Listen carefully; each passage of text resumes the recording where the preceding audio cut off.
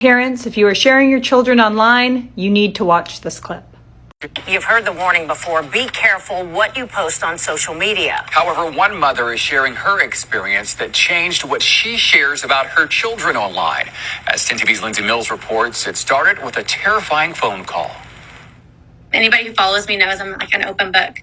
I share, all the fun milestones that we meet and all of the things that they do and all the places we go. However, from now on, Megan Huffman says she won't be posting pictures of her children on social media.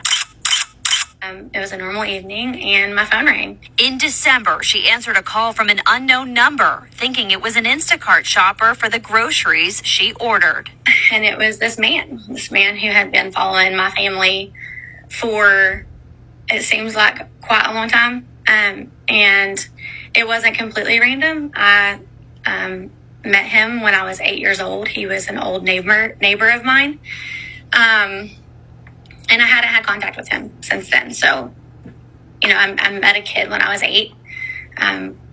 Seen him across the street a couple times, and then that was it. He described in detail photos of her 2 young children. She searched his name online and discovered he is a registered sex offender. Never do you think just posting a simple picture can be dangerous and it can be harmful to your family. Huffman has asked us not to share his name or photo for her family's safety if he were to be released from jail again. Huffman recently moved with her family from Pickerington back to her childhood town in Kentucky.